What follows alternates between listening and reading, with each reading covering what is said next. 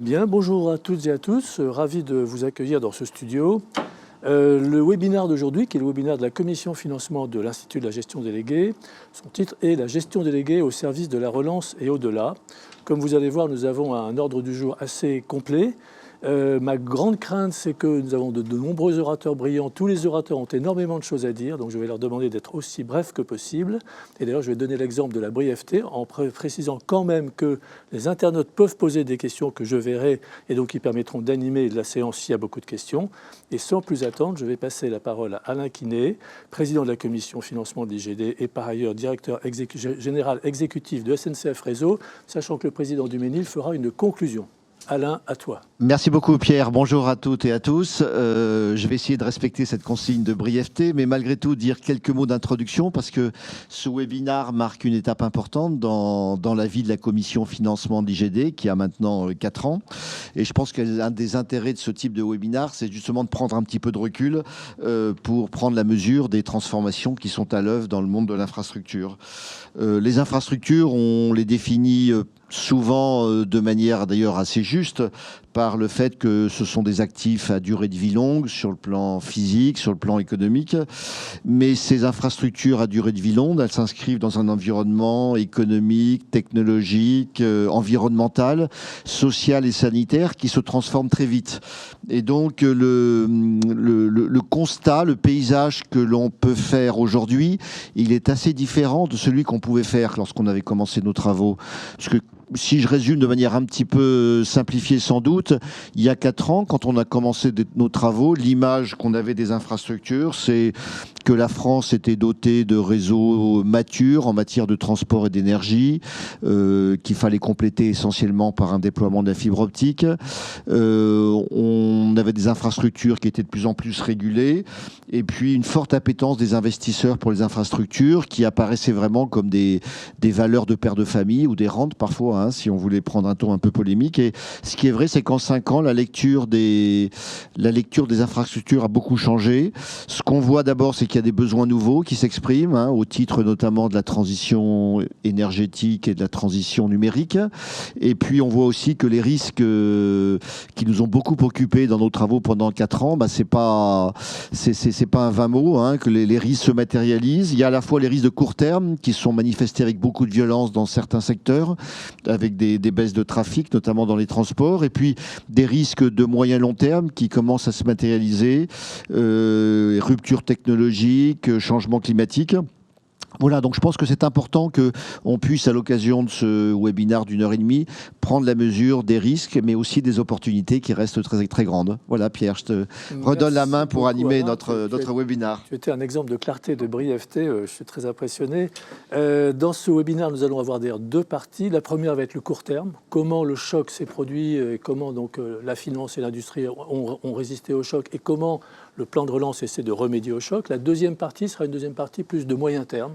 Comment les tendances que tu as décrites vont se produire, qu'est-ce qui va changer dans l'offre et la demande, et est-ce qu'il faudra que les outils économiques, juridiques et financiers s'adaptent. Donc pour traiter notre première partie, je vais donc appeler donc, à la barre. Alors, je pense que nous allons avoir un jingle et la photo. Donc on va déjà écouter le jingle et voir les photos des gens qui vont venir.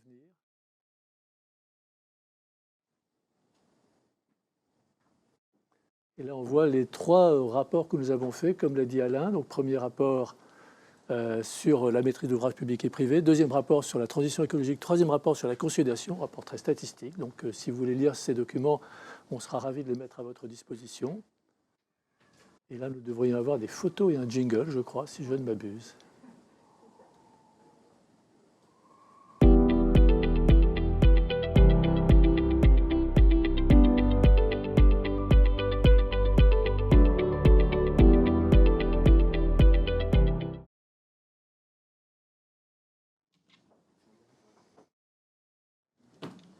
Bien, j'ai le plaisir d'accueillir sur ce plateau donc M.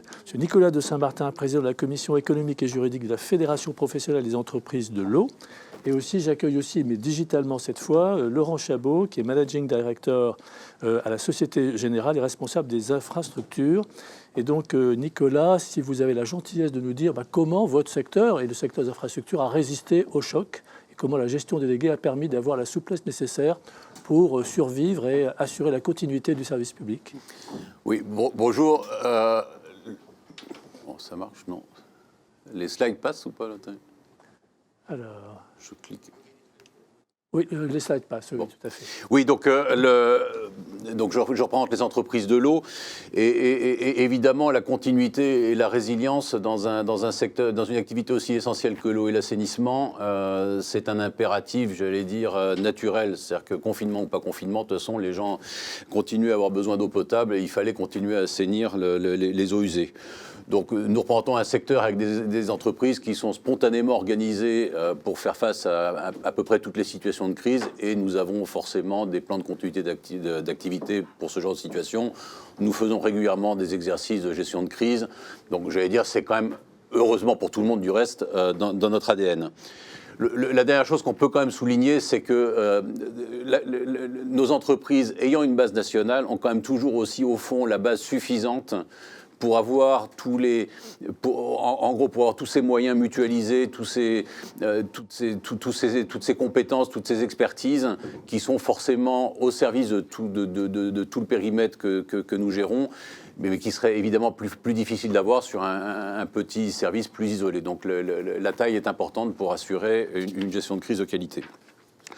Maintenant, cette gestion de crise, en pratique, qu'est-ce qui s'est passé? Il faut quand même toujours... Enfin, aujourd'hui, on regarde un petit peu cette crise sanitaire avec les yeux d'aujourd'hui. On oublie peut-être tous l'état, j'allais dire presque un petit peu de sidération qui était le nôtre mi-mars, et il faut aussi se replacer dans le contexte de l'époque. Dans le contexte de l'époque, nous, on savait de toute façon qu'une partie de nos agents devait continuer à être sur le terrain. C'est-à-dire que les usines, vous ne pouvez pas les piloter à distance. Vous pouvez avoir des interventions d'urgence qu'il faut continuer à assurer, des fuites, des casses de réseau. Donc, des agents qui étaient en première ligne. Et donc, première préoccupation, ça a été quand même d'assurer la sécurité des gens qui étaient sur le terrain avec leur procurer les équipements de protection dont ils pouvaient avoir besoin.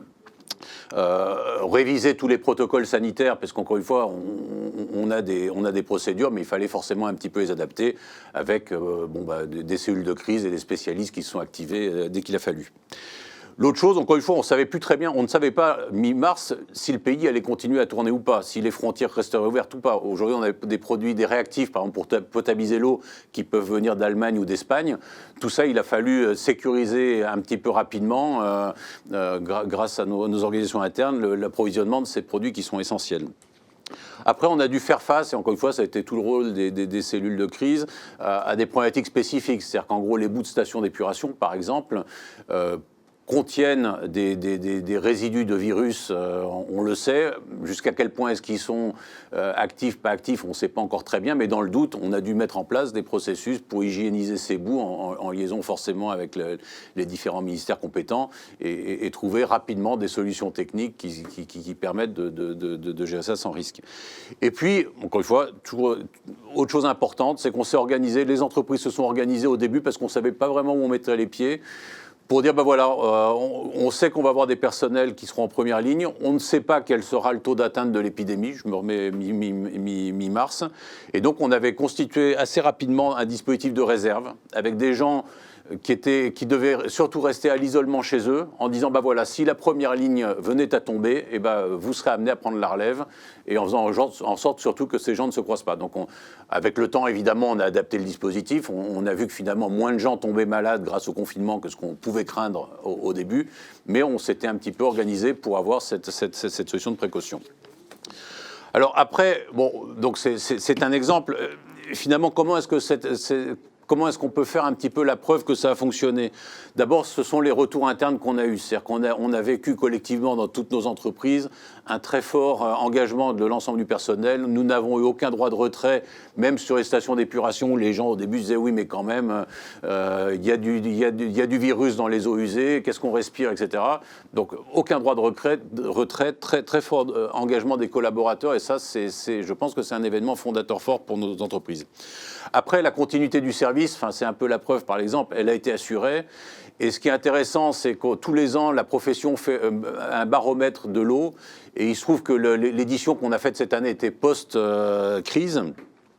Et elle a fait ressortir d'une part que l'engagement des opérateurs a été salué à 94% par la population française, ce qui est une belle réussite. Et l'autre chose, c'est que sur la qualité du service, on a enregistré le plus fort taux de satisfaction de la population depuis que ce baromètre a été mis en place au milieu des années 90. Donc, enfin, on pense qu'il y a quand même forcément une relation de cause à effet. On peut aussi souligner que les pouvoirs publics ont reconnu que, quelque part, nous avions été, grâce à ces expertises, à leur côté pour les aider à prendre des décisions au-delà des services que nous gérions pour la continuité des services d'eau et assainissement. On a pu aider aussi à assurer la distribution de masques dans des services en régie plus isolés, qui ne disposaient pas de moyens logistiques. Et puis aujourd'hui, vous l'avez indiqué, se pose la question de la relance. Et être résilient, c'est aussi être force de proposition avec des idées amenées au pouvoir public pour la protection de la ressource, renforcer la qualité de l'eau demain. Et là-dessus, la fédération et les entreprises sont force de proposition pour les pouvoirs publics. Nicolas, merci beaucoup. C'est vrai qu'on est tellement habitué à tourner notre robinet et que ça coule de source, hein, si j'ose dire, qu'effectivement, je crois que vous avez eu raison de montrer à quel point ça nécessite des moyens techniques, humains. Et c'est vrai que c'est un très bel exemple de résilience. On n'a jamais manqué d'eau. On a bu un peu de vin aussi pour se remonter le moral, mais on a quand même bu beaucoup d'eau avec une continuité. Donc merci beaucoup. Alors maintenant, je vais parler d'une autre liquidité qui est la liquidité financière. Dans la crise de 2008-2009, il y avait eu un problème de liquidité et de capital bancaire, je crois qu'on peut le dire. Les banques étaient un peu, sinon à l'origine du moins, assez complices de la crise de 2008 et 2009. Là, la situation est très différente. Et Laurent, ce serait bien que tu puisses nous dire dans quelle mesure la finance a résisté, disons, à cette crise pour financer les infrastructures, aussi bien en termes de résistance qu'en termes de capacité, s'il y a du rebond, ce qu'on espère, et s'il y a des besoins financiers de financement d'infrastructures, est-ce que tu penses que la finance, et notamment le secteur bancaire, sera là? Laurent, ce serait bien que tu nous éclaires sur ça. Bonjour, merci Pierre. Pour continuer sur pour filer la métaphore, je dirais que le robinet de la finance n'a pas été coupé, même si nos agents étaient chez eux en télétravail, ce qui était évidemment beaucoup plus confortable que les agents des services publics qui étaient sur le terrain, donc je leur rends évidemment hommage. Ce qui est intéressant, c'est que les financements d'infrastructures ont bien résisté. Ils ont bien résisté. Alors certes, il y a eu une baisse du financement global si on regarde le premier slide, en 2020, globalement sur les 9 premiers mois, les financements d'infrastructures ont baissé de 7%, donc une petite baisse. Ce qu'il faut dire, c'est que cette baisse n'est pas liée à l'insuffisance des financements, elle est liée au ralentissement de certains secteurs qui ont moins fait appel au financement, et c'est en particulier le cas du secteur des transports qui a été extrêmement touché et pour lequel le volume des financements a baissé de 30%. Les secteurs qui restaient dynamiques, eux, ont continué à lever des financements. C'était le cas des renouvelables, évidemment, de tout ce qui est lié à la transition énergétique. Alain le mentionnait. C'est aussi le cas des infrastructures de télécom et en particulier de la fibre optique, avec une croissance qui est inversement proportionnelle à la baisse des transports, 27% de croissance des financements, en particulier de fibre optique. Il n'y a pas eu de crise de liquidité, contrairement à la crise de 2008-2009. Il n'y a pas eu de crise de liquidité, d'abord parce que la politique monétaire est restée accommodante.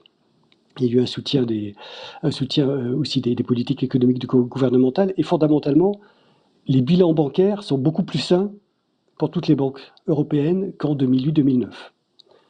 Donc évidemment, l'année n'a pas été un long fleuve tranquille. Il y a eu, au moment du premier confinement, évidemment, d'abord beaucoup d'inquiétudes et une totale absence de visibilité. Donc ça s'est traduit par un effet prix, une tension sur les prix en mars-avril. Ça s'est traduit aussi par une diminution des prises fermes des banques. Mais ces effets, essentiellement au Q2, se sont progressivement estompés et on est aujourd'hui quasiment revenu à une situation proche de l'avant-Covid. Le plus important, c'est que les projets, et en particulier les grands projets des opérateurs français, ont été financés en 2020.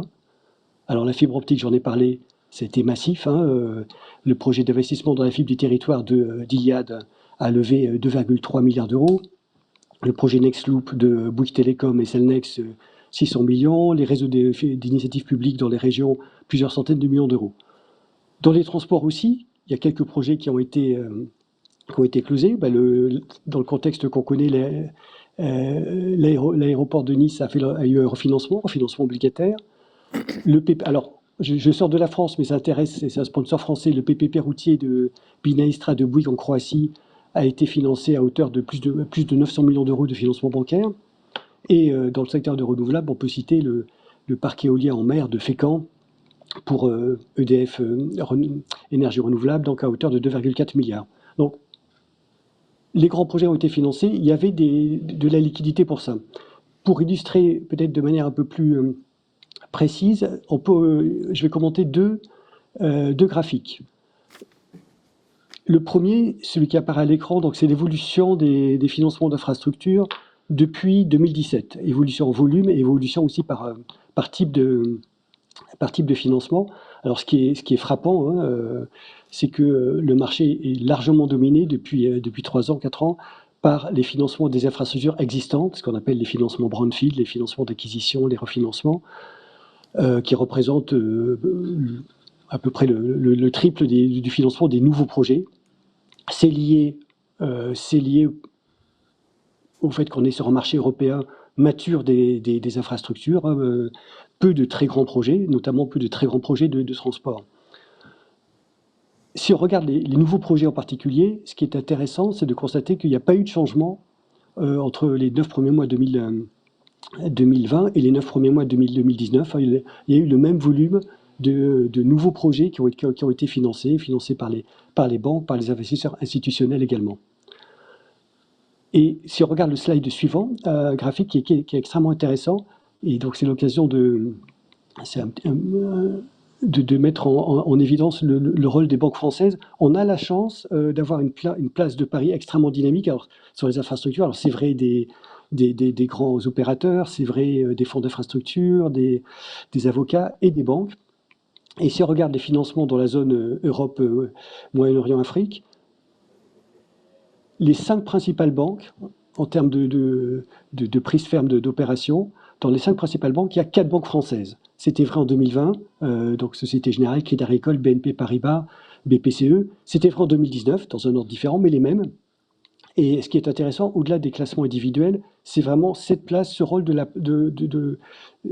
place de Paris pour les opérations en France, mais évidemment dans toute la région. Voilà. Et là aussi, en termes de volume, et ça c'est je pense la meilleure réponse à la question de Pierre, est-ce qu'il y a eu un tarissement des financements? En fait, si on regarde ces 4 grandes banques, les financements sur les 9 premiers mois 2020, dans le domaine des infrastructures, sont supérieurs aux financements sur les 9 premiers mois 2019.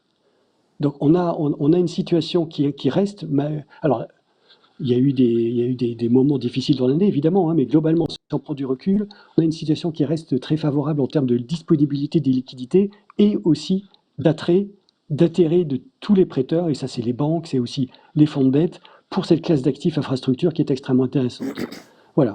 Et peut-être un point d'attention, c'est que il y a toujours ce sujet lancinant des mesures prudentielles, donc ce qu'on appelle BAL 4, les nouvelles mesures prudentielles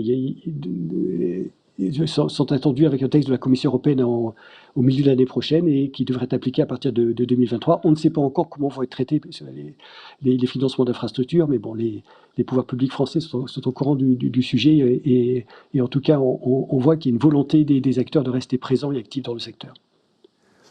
Merci beaucoup Laurent, c'était très, très clair. Donc tu nous as démontré que les banques en général, et notamment les banques françaises qui ont une position très forte dans le domaine des financements d'infrastructures, étaient prêtes. Et donc s'il y a de la demande de financement, il y aura de l'offre, quoi. Donc ça c'est très important. Et en fait tu as répondu à une question que j'allais te poser sur Balca, donc elle correspond plutôt au moyen terme. Donc tu penses que c'est comme un point d'attention, parce qu'effectivement, on en a parlé d'ailleurs tous les deux de façon un peu technique, toutes les mesures pourraient quand même rendre plus difficile le fait de financer des actifs de qualité très longs. C'est ça que tu veux dire en fait? C'est le risque. On ne sait pas du tout ce qui va se passer pour les financements de projets d'infrastructure. On ne connaît pas le détail des mesures, c'est en préparation. Donc je pense que c'est un point d'attention très fort pour toute la profession qui va se cristalliser à partir du milieu de l'année prochaine. Ça, c'est une transition parfaite, puisque donc c'est quelque chose qu'il faut qu'on discute avec la Direction générale du Trésor. Ça tombe très bien, puisque nous avons Jean Ben Saïd qui va prendre la suite. De ce point de vue-là, je pense que nous avons vu qu'il y a de quoi résister au choc. Une des façons de rebondir, c'est les plans de relance. Donc, en fait, on va passer maintenant la parole à Jean Ben Saïd et ensuite à Gauthier Châtelet. Et on y va.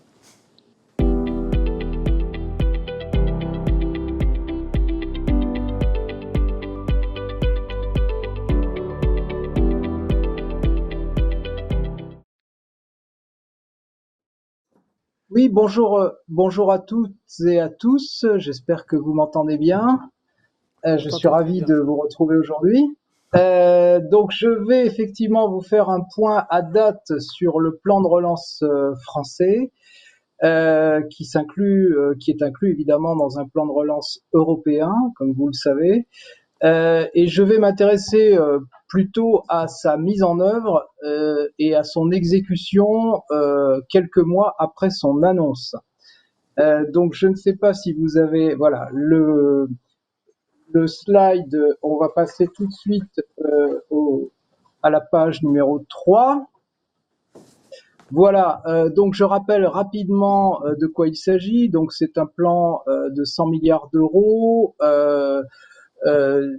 pour lequel il est visé d'en injecter environ 30% d'ici la fin 2021, avec principalement trois objectifs, trois dimensions principales: l'écologie, la compétitivité et la cohésion, qui vont recueillir chacun à peu près un tiers du total.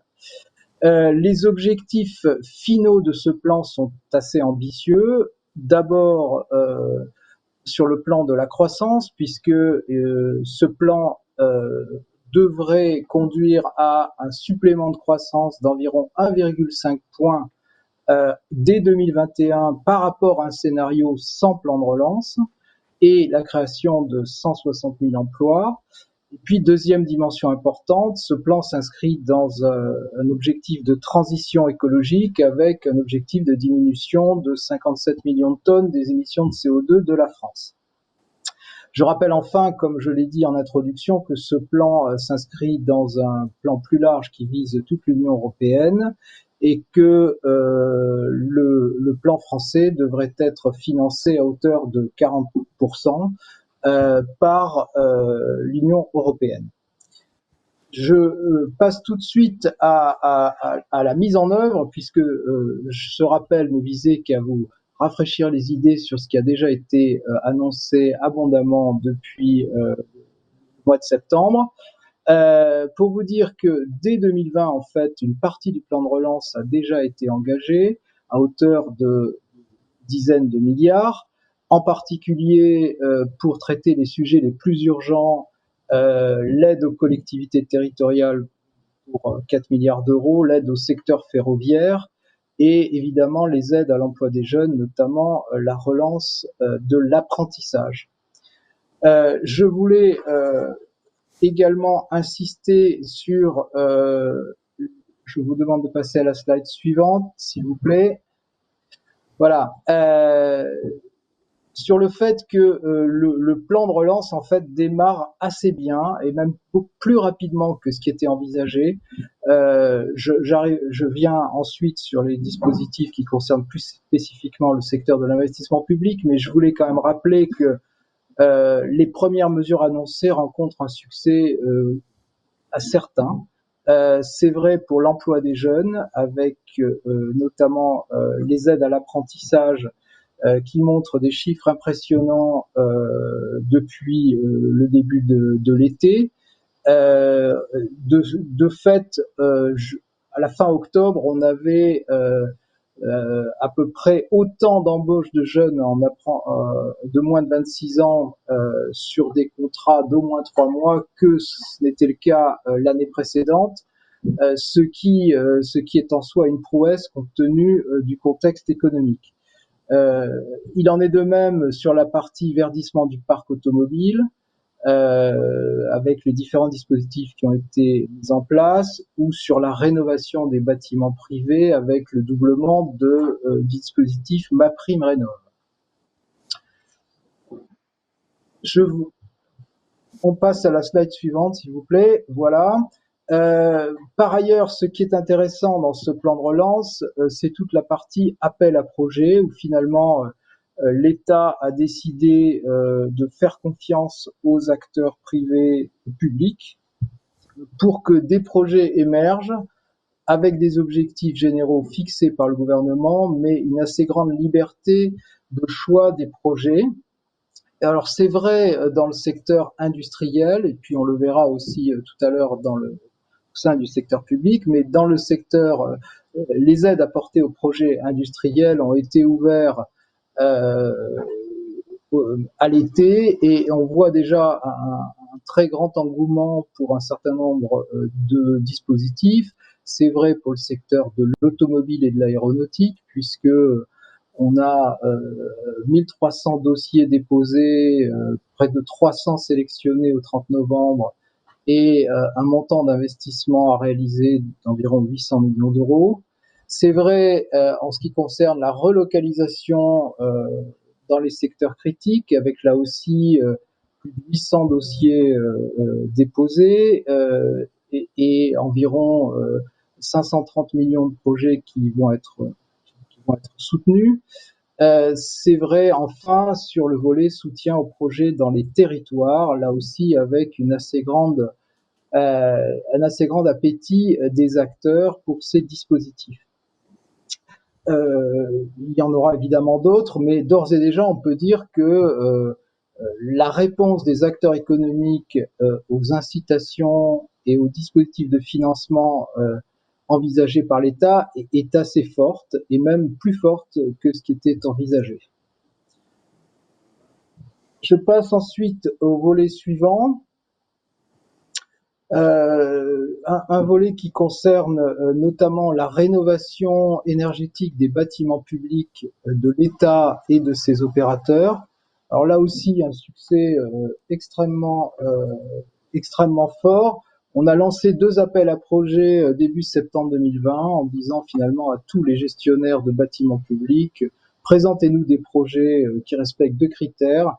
Premièrement, des projets qui peuvent être mis en place rapidement, c'est-à-dire avant la fin de l'année 2021, et d'autre part, qui ont un impact positif sur la consommation d'énergie et donc sur les émissions de CO2 de ces bâtiments. On a eu un succès tout à fait phénoménal, puisqu'on a eu pratiquement 8000 projets déposés pour un montant qui dépassait de très très loin l'enveloppe envisagée. Aujourd'hui, on a sélectionné, la liste des projets sélectionnés a été annoncée lundi dernier par le Premier ministre.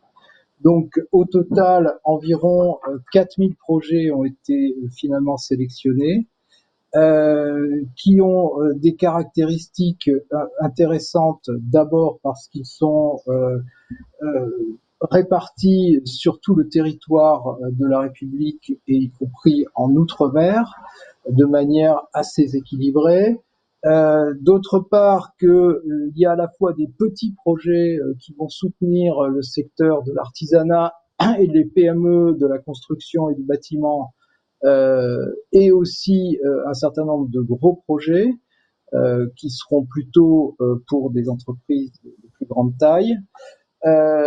Et enfin, parce que la priorité qui a été fixée par le gouvernement de centrer une partie importante des financements sur le secteur universitaire et sur le logement étudiant a donné des résultats très satisfaisants, puisque à peu près la moitié de l'enveloppe des 2,7 milliards sera alloué à ce secteur, qui est un secteur, comme vous le savez, très important à la fois pour les jeunes aujourd'hui, mais aussi pour la croissance future de l'économie. Donc, améliorer les conditions de vie et de travail des étudiants et de l'enseignement supérieur est une priorité absolue, surtout lorsqu'on compare la situation française avec ce que l'on observe dans un certain nombre de pays comparables en Europe et ailleurs.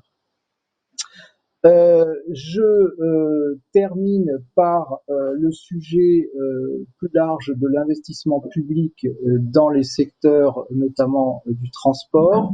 Là, les mesures vont être prises, vont se déployer en 2021. Je parle en particulier de tout ce qui concerne le soutien aux mobilités actives et aux projets de transport en commun, avec des sommes assez considérables qui ont été fléchées sur ces sujets-là, notamment dans les régions et donc sur tout le territoire, pour favoriser les transports en commun, mais aussi l'usage du vélo et l'accélération d'un certain nombre de travaux d'infrastructures de transport, les bornes de recharge de voitures électriques, le report modal, le transport fluvial et le projet Lyon-Turin. Et deuxième thème également, le désenclavement des territoires, avec là aussi l'accélération des projets de CPER et la rénovation des ouvrages d'art notamment. J'ajoute qu'en matière de numérique, une enveloppe supplémentaire sera mobilisée dans le cadre du plan France Très Haut Débit pour accélérer le déploiement de la fibre optique, notamment dans les zones qui ne sont pas couvertes aujourd'hui ou mal couvertes par les réseaux d'initiative publique. Et donc cet appel à projet va être lancé dans les jours qui viennent, ou sans doute peut-être déjà. Et enfin, un volet très important en matière de santé, puisque le Ségur de la santé prévoit une enveloppe d'investissement très significative pour moderniser à la fois nos hôpitaux et nos établissements d'accueil des personnes âgées. Et là aussi, nous sommes en train de travailler à ce plan. Les choses sont un peu plus lentes parce que sur le secteur hospitalier et les EHPAD, les dispositifs d'investissement, le fait d'apporter tout d'un coup une enveloppe supplémentaire importante pour les investissements ne va pas de soi et nécessite une préparation qui est en cours. Mais on a là aussi une réponse assez forte des acteurs que sont les directeurs d'hôpitaux et les directeurs d'EHPAD. Voilà ce que je pouvais dire à ce stade sur la mise en œuvre du plan de relance, qui est maintenant donc bien engagé et dont on espère des résultats dès les premiers mois de 2021. Et on peut dire d'ores et déjà que, disons, l'accueil par les acteurs économiques a été très positif jusqu'à présent. Je vous remercie. Jean, c'est nous qui te remercions parce que ton exposé était très détaillé, très riche et très précis. Et on pourrait d'ailleurs, on devrait passer plus de temps sur ce plan de relance parce qu'il est passionnant. Moi, ce que j'en retiens, c'est qu'il est très ambitieux, bien sûr, et ambitieux en termes d'objectifs et d'objectifs quantitatifs et qualitatifs. Ce que je retiens aussi, c'est que les infrastructures, et c'est bien normal, ne sont qu'une partie du plan. J'avais deux questions que je souhaitais te poser. Tu as mentionné 4 milliards d'euros pour les collectivités locales et une dimension territoriale forte. Donc ma première question, c'est quel type de dialogue existe ou doit exister dans les mois qui viennent entre les collectivités locales, les territoires comme on les appelle, et ce plan de relance pour que sa déclinaison territoriale soit la plus forte. Et ma deuxième question, c'est quelle place verrais-tu éventuellement à la gestion déléguée, voire aussi au financement privé dans ce plan de relance? Voilà les deux questions, les collectivités territoriales d'une part et éventuellement gestion déléguée et financement privé. Alors, sur le premier point, il est clair que les collectivités territoriales, elles sont on board depuis le début, c'est-à-dire qu'il y a un dialogue permanent qui a été organisé entre le gouvernement et les collectivités, parfois un dialogue, comment dire, franc et parce qu'il y avait des problèmes avec un certain nombre de collectivités, vous l'avez vu notamment avec les autorités organisatrices du transport. Et donc, un effort a été fait assez massif pour assurer le financement des autorités organisatrices malgré les dégâts causés par la pandémie du Covid. Le deuxième point, c'est que les collectivités ont été, vous l'avez bien senti, un tout petit peu désorganisé, on va dire, ou en tout cas, les décisions ont mis un peu de temps à se prendre suite aux élections municipales. Les exécutifs territoriaux ont mis un peu de temps à se mettre en place suite aux élections municipales, ce qui a pu causer un petit retard à l'allumage sur un certain nombre de décisions. Mais je crois qu'aujourd'hui, les choses sont en place et que tous les projets du plan de relance impliquent peu ou prou des décisions conjointes de l'État et des collectivités locales. Si je prends l'exemple de la rénovation des bâtiments publics, il y a évidemment un volet État, puisque l'État est propriétaire de beaucoup de bâtiments publics sur le territoire, mais évidemment, par exemple, les bâtiments scolaires, écoles, collèges, lycées, sont la propriété des collectivités territoriales, et un volet spécifique du plan de relance est prévu avec une subvention particulière pour les collectivités pour les aider à mettre en place ce plan de relance de bâtiments dans notamment les bâtiments scolaires.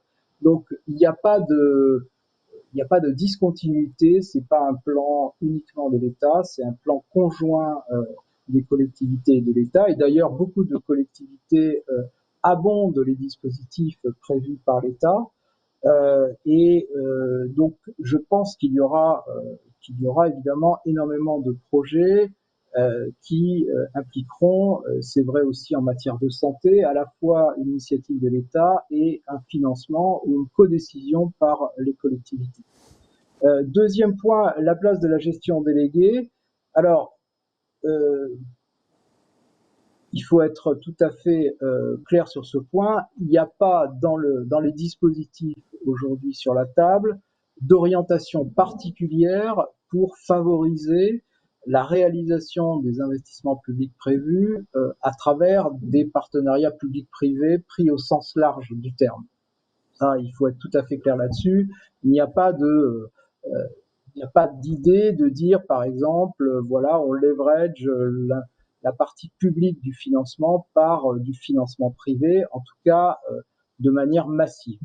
En revanche, il est clair que pour le sujet qui a le plus avancé en matière d'investissement public, ce fameux plan de rénovation des bâtiments publics, qui est vraiment une pièce essentielle, une partie des projets pourra être réalisée en partenariat public-privé ou au moins en contrat global impliquant de très près des partenaires privés et que j'invite donc tous les acteurs de cet écosystème à se rapprocher des responsables publics étatiques au niveau local.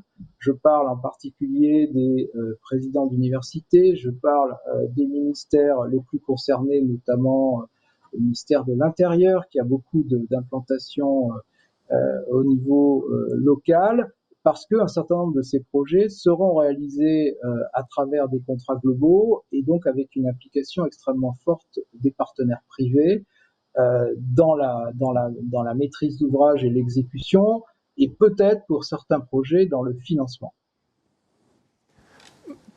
Merci beaucoup Jean, tout ceci était extrêmement clair. On compte d'ailleurs sur toi pour nous aider en 2021 dans les travaux de la Commission, parce que je pense que ce sera bien de décliner ça dans les projets et dans les secteurs.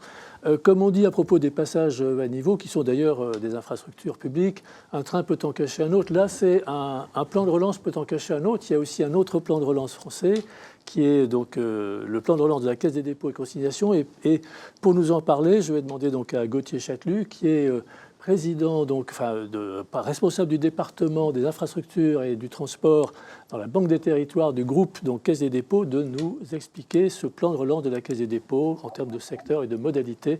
Gauthier, nous sommes suspendus à tes lèvres. Oui.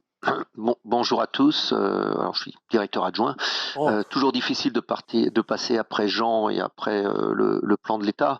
Mais c'est vrai que la Caisse des dépôts a essayé d'apporter tout ce qu'elle pouvait dans le cadre de ce plan de relance. Alors, je ne sais pas si on est en plus ou plutôt inclus dans cette vaste plan de relance de l'État. On peut voir la page suivante, qu'on a assez vite réinclus dans un plan encore plus global qu'on appelait le plan climat, qui est commun donc entre la Banque des territoires et BPI France, pour permettre d'apporter aux territoires et aux acteurs publics et privés qui le mettent en œuvre toute une gamme de financements un peu sans couture. On peut faire la page suivante. C'est au total slide suivante, 40 milliards d'euros qui seront mobilisés, qu'on vise à mobiliser sur les 4 à 5 ans qui viennent. Alors les 4 ans qui viennent, on a bien commencé déjà en 2020 pour accompagner cette transition énergétique. Alors autour de 3 grands piliers, l'accélération de la transition. Le deuxième, c'est doubler les financements des ENR, et ça c'est plutôt du prêt, et le troisième, c'est financer massivement l'innovation. Donc on voit bien que on conjugue les efforts de la BPI et de la Banque des Territoires. Alors maintenant, je vais me focaliser un peu sur la Banque des Territoires dans la slide suivante, en regardant. Voilà, on a plusieurs axes. Alors moi, je vais plus vous parler de l'axe mobilité verte, mais on a un très gros axe sur la rénovation énergétique, notamment des bâtiments publics. Donc c'est le pendant, je dirais, côté financement long terme des actions que citait Jean de l'État en direct. Donc on pourra éventuellement en faire un petit focus dessus, qui est aujourd'hui centré sur du partenariat entre guillemets public-public pour l'ensemble des acteurs publics et de la rénovation de leur bâtiment. Sur la mobilité, on voit que les enjeux sont, et ce qu'on est prêt à amener est assez important, qu'ils soient sur la mobilité verte elle-même, c'est-à-dire les clients, les bornes de recharge et les flottes de matériel roulant vert. Tout ce qui est plan de transformation des voiries, qui est aussi un accompagnement des collectivités qui peut se faire soit en direct, soit à travers un certain niveau de délégation qui peut aller jusqu'au marché de partenariat. Et puis toujours l'accompagnement, le développement d'infrastructures régionales et locales. Et ça se couple aussi avec un gros travail d'accompagnement, notamment en collaboration avec l'ADEME, autour de l'ingénierie, le partage de bonnes pratiques et un appui au territoire pour développer ça. Alors, pour rentrer un peu dans le concret sur le volet mobilité, on a regardé 3 grands axes. On a pris une initiative importante sur les infrastructures de recharge pour les véhicules électriques. Donc ce serait accompagner l'État qui déploie aujourd'hui, il y a eu des décisions encore qui ont été prises dans un conseil hier, le déploiement d'un réseau national de recharge rapide sur les autoroutes, puisqu'on a vu que le plan automobile est parti sur de très bons rails pour le verdissement des flottes. On atteint aujourd'hui plus de 10% de véhicules vendus en France qui sont électriques, ce qui est un résultat assez phénoménal, même si la réglementation imposée au niveau européen a bien aidé dans ces ventes, mais il faut pouvoir les accompagner avec des bornes de recharge. Donc aujourd'hui, il y a à la fois un plan pour équiper les bornes de recharge du réseau national, mais aussi début 2021, l'établissement des schémas directeurs pour le déploiement des hubs territoriaux. Et donc nous, on va apporter à la fois des aides pour l'ingénierie et des outils de financement. Et puis on déploie aussi un gros axe sur les copropriétés, sur lesquelles on souhaite mettre un outil d'investissement qui sera disponible pour les opérateurs privés qui veuillent déployer des infrastructures communes dans les copropriétés, sans avoir à faire payer d'emblée l'ensemble de la copropriété qui ne souhaite pas forcément le faire. Il y a tout un volet sur la mobilité du quotidien plus durable qui passe encore une fois par des financements de flottes de véhicules. Alors on s'oriente à la fois sur le financement des flottes de bus électriques des collectivités, mais aussi beaucoup d'investissements, et là c'est vraiment du partenariat public-privé sur la filière hydrogène mobilité, c'est-à-dire on doit panacher des outils de subvention, et là on accompagne aussi, on canalise certaines subventions européennes, des outils d'investissement, des outils de subvention aussi françaises, et puis des opérateurs privés, des marchés publics. Donc voilà, on est vraiment aujourd'hui, même si on n'utilise pas forcément des outils formels de gestion déléguée, typiquement sur des sujets où quand on a des appels à projets tels que Jean les mentionné, il y a forcément une participation du privé et du public. C'est pas que des projets publics, c'est pas que des projets privés. Donc on est vraiment sur des sujets où il faut qu'on arrive à conjuguer nos efforts, et c'est pas toujours très facile quand on se réfère aux droits de la commande publique, mais il faut vraiment arriver à faire émerger les projets ensemble, et nous on est là pour mobiliser des fonds pour apporter les financements nécessaires à l'émergence de ces nouveaux projets. Je voulais citer aussi l'adaptation et rénovation de la voirie urbaine, parce qu'on pense qu'on a vu une formidable accélération de tout ce qui est la piste cyclable, des nouveaux partages de la voirie urbaine entre les différentes mobilités, qui s'accompagnent aussi beaucoup vers un retour, enfin le souhait de ramener les gens vers leur centre-ville, donc notamment dans les actions cœur de ville. Et ça passe aussi par créer un espace de vie et de voirie beaucoup plus agréable en centre-ville. Et on pense qu'il y a évidemment de la commande publique, mais aussi des outils de marché de partenariat, de rénovation, qui peuvent être des grands facteurs d'accélération de la mise en œuvre de plans ambitieux de transformation des centres-villes et d'entretien ensuite dans la durée, qui soit à la fois surtout une grande force en termes de capacité de maîtrise d'ouvrage et globale de multiples petits travaux, et ensuite de garantir une qualité de service et une réactivité très forte dès qu'il y a des modifications à réaliser. Le troisième grand axe, et on pourra éventuellement faire un focus, c'est bien l'entretien des infrastructures existantes, avec aujourd'hui deux grands axes qui sont pour moi celui de la rénovation des ponts et des ouvrages d'art, donc j'en ai un peu parlé, et c'est très bien qu'on converge entre ces priorités et les miennes. Et puis aussi aujourd'hui un nouveau champ qui s'ouvre et qui demande vraiment une articulation entre le public et le privé, qui sera la régénération du rail régional et des petites lignes en particulier.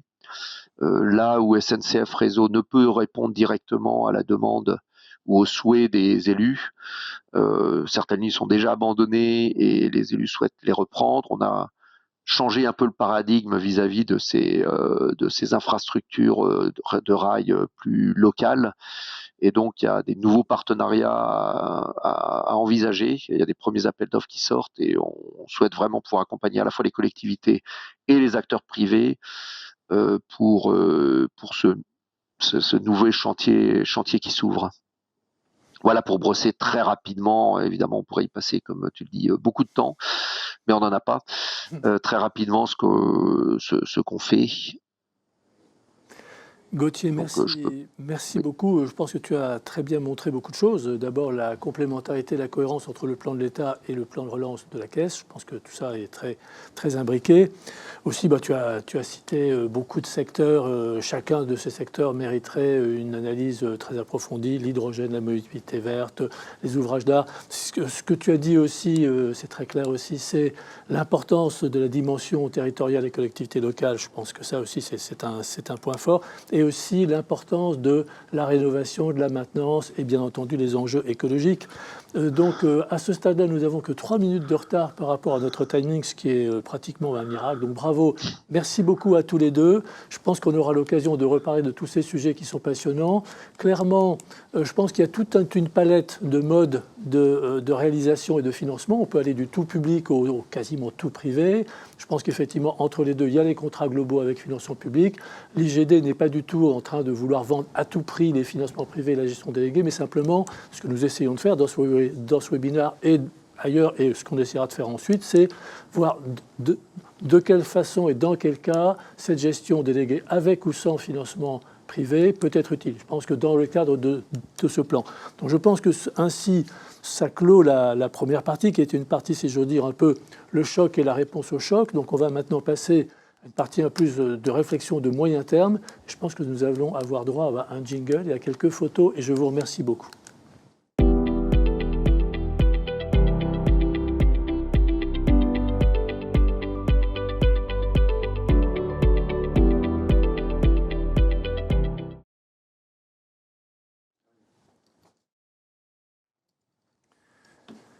Alors, donc nous allons d'abord traiter une partie, si je veux dire, un peu technique, c'est-à-dire quelle va être, selon ce que les auteurs, les orateurs pensent, quelle va être l'évolution, quelles vont être les évolutions des services publics et de la gestion déléguée dans les prochaines années, post-Covid, mais avec aussi des tendances lourdes qui ont au-delà même de la crise et je l'espère de l'après-crise.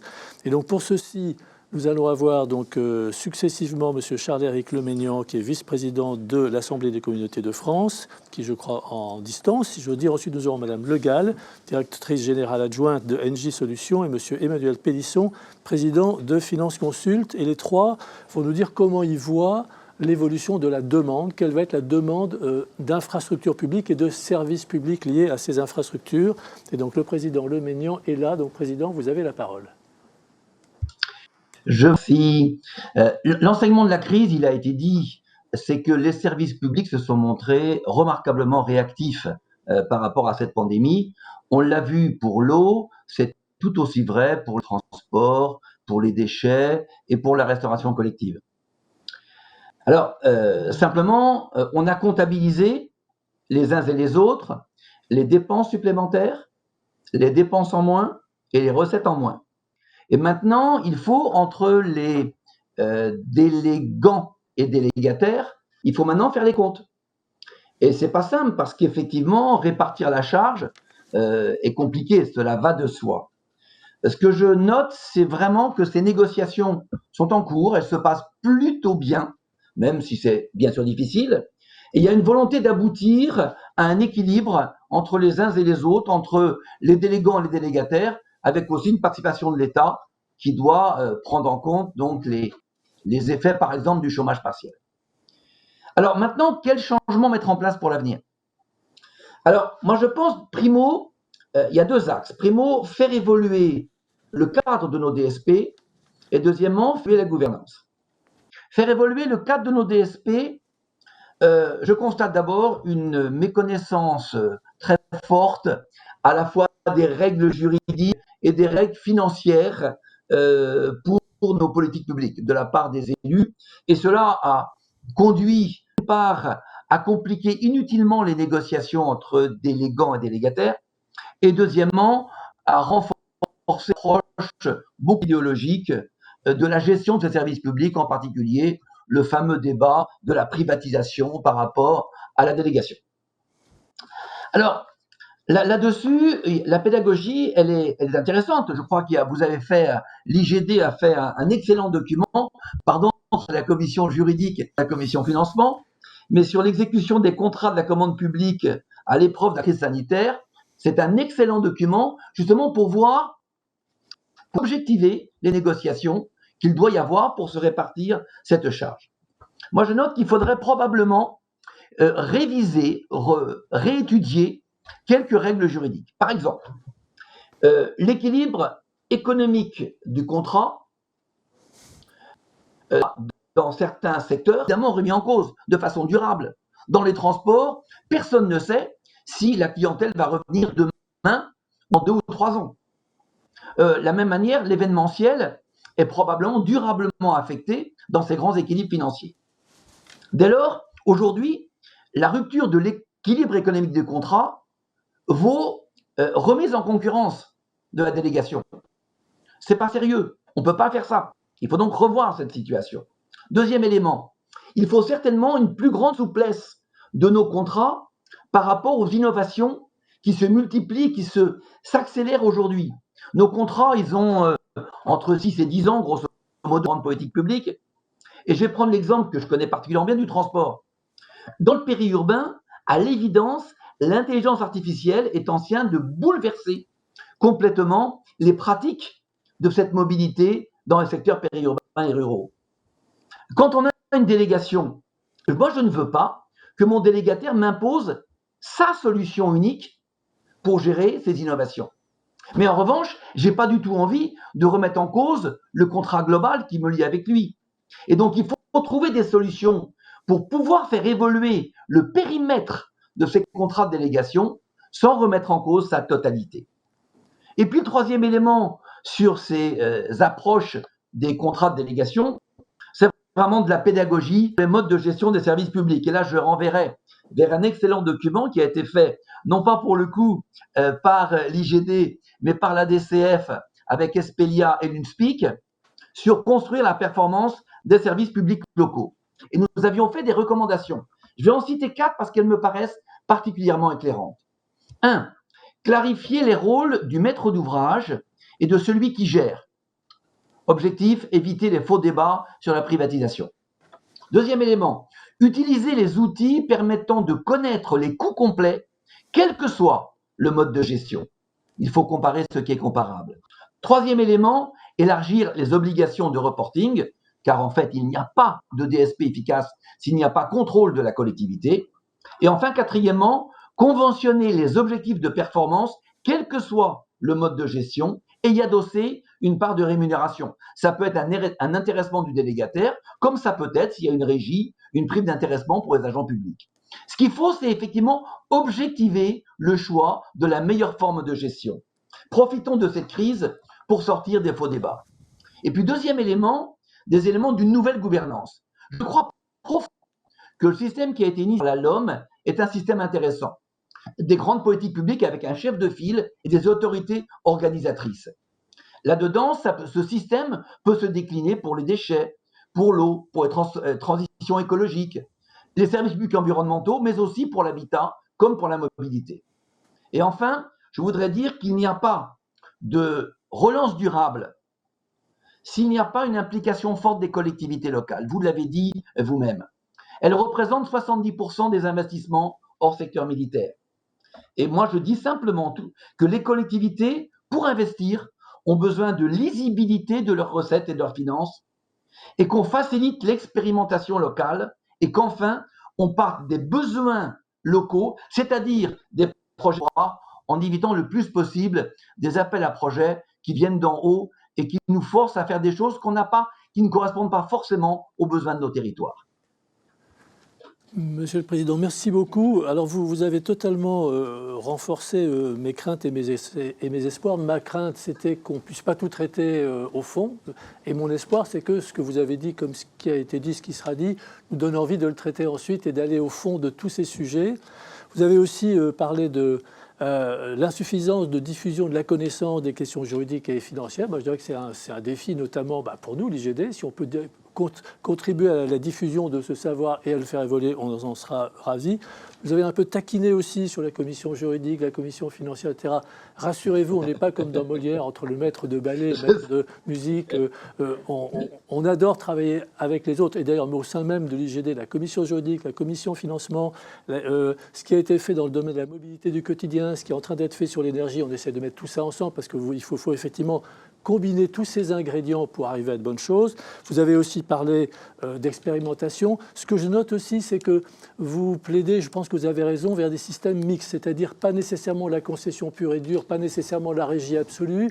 Et ce que vous avez dit aussi, et auquel personnellement je crois beaucoup, en fait, vous pensez qu'il faut co-construire entre le public et le privé et essayer d'avoir un tout petit peu moins ces appels d'offres où chacun attend l'autre au beau tournant ou des négociations. Je pense que cet esprit-là, vous avez tout à fait raison. Et puis aussi, vous avez mentionné aussi, bien sûr, l'importance des technologies de l'information, l'intelligence artificielle qui, petit à petit, qui révolutionne. Donc, un grand merci beaucoup, Président. Et encore une fois, on compte aussi sur la poursuite de notre dialogue parce qu'on en a vraiment besoin. Et donc, je vais passer la parole à Madame Le Gall qui va donner la vision d'un grand industriel qui est à la recherche, qui propose des solutions aux collectivités locales. Donc, je vous passe la parole.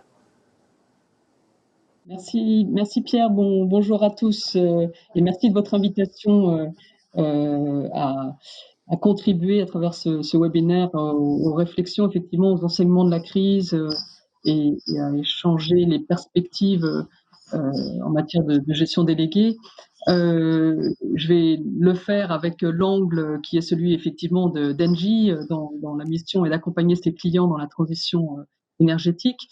Mais c'est vrai que je crois que les propos que je vais tenir vont sans doute être en écho d'un certain nombre d'interventions précédentes et notamment celle de Monsieur Charles-Henri Lemagnin, qui démontre bien, je crois, une certaine cohérence convergence sur l'appréciation du temps dans lequel nous sommes.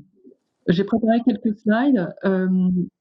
Premier message que j'avais envie de partager, c'est qu'effectivement, le premier enjeu, ça nous semble être d'avoir des infrastructures qui soient opérationnelles et évolutives. On l'a vu, le premier enjeu, c'est la continuité de service. On opère dans ces infrastructures des services qui sont essentiels à la population. La crise, les crises que nous avons connues n'ont pas démenti cet enjeu d'avoir des collaborateurs qui font tout pour effectivement continuer à pouvoir apporter aux populations ces services essentiels, que ce soit dans le domaine de l'eau et des déchets, ça a été dit avant, mais celui de l'énergie tout autant. Comme ça a été fait en tout début de ce séminaire, je voulais à nouveau saluer nos équipes, que ce soit dans le domaine des acteurs privés ou publics, qui, dans ces contextes incertains, ont pu intervenir en sécurité pour assurer la continuité de service. C'est toujours une grande fierté de diriger des équipes qui font ce type de mission essentielle. Et ce que je voulais partager avec vous, c'est qu'évidemment, la crise sanitaire est une crise inédite. Mais avant cela, rappelons-nous, nous avons eu affaire aussi à des crises sociales assez inédites également, hein, notamment au niveau de violence urbaine. Je voudrais rappeler ce qui s'est passé évidemment avec les Gilets jaunes, notamment dans Paris. Nous connaissons aussi maintenant régulièrement, malheureusement, des crises climatiques à travers un certain nombre de tempêtes, d'inondations, mais également de pics de chaleur. Je voudrais rappeler que le 25 juillet 2019, à Paris, il a été mesuré une température de 42,6 degrés, ce qui n'avait jamais été connu. Et dans ces moments-là, il faut quand même qu'une ville, que les territoires continuent à fonctionner. Et on voit bien qu'on va toucher là des nouveaux seuils qu'il faut maintenant anticiper pour bien identifier nos fragilités, les risques et développer les parades pour y faire face. Et vous savez que les territoires urbains, notamment, sont soumis à ce qu'on appelle les îlots de chaleur urbains. Il fait plus chaud dans les villes que dans les campagnes, pour des raisons bien connues d'activité humaine, de rôle du bâti. Et donc, ça va être important, non seulement de lutter contre le réchauffement climatique, mais aussi de s'adapter à ce réchauffement climatique qui est déjà là. Et en matière de perspective, je voulais tout de suite évoquer, évidemment, dans les grands enjeux que vont connaître les villes, l'enjeu de s'adapter à ce réchauffement climatique qui est déjà là. Bien sûr, avec tout un panel de solutions qui sont déjà ce qu'on appelle maintenant techniquement les SFN, les solutions fondées sur la nature, et notamment la revégétalisation des villes pour permettre un cycle de l'eau, l'évapotranspiration qui permet de rafraîchir la ville. Mais aussi, c'est moins connu peut-être, lorsque ces solutions fondées sur la nature sont insuffisantes pour apporter du confort et même de la santé en période de pic de chaleur dans un certain nombre de bâtiments. Eh bien, il existe des infrastructures essentielles, encore peut-être pas assez connues, qui sont les réseaux de froid urbains, qui, comme les réseaux de chaleur qui sont en général plus connus, consistent à finalement faire circuler dans des bâtiments des boucles d'eau froide qui viennent donc participer au rafraîchissement des bâtiments. Alors pourquoi parler de ces réseaux de froid urbain? C'est parce qu'ils sont 2 fois plus efficaces que les solutions individuelles, bâtiment par bâtiment. Et donc, dans un enjeu qui consiste à s'adapter au changement climatique, mais aussi à lutter contre le réchauffement climatique, c'est important que les infrastructures, quelles qu'elles soient, participent à cet objectif à la fois d'efficacité énergétique et puis de développement des énergies renouvelables. Donc sur tous ces sujets-là, on voit bien qu'on va avoir besoin d'infrastructures qui restent opérationnelles, quelles que soient les conditions d'aléas auxquelles elles sont soumises, et puis qui évoluent, pour pouvoir tenir compte de cet enjeu de transition écologique et économique, numérique, comme ça a été aussi précédemment rappelé.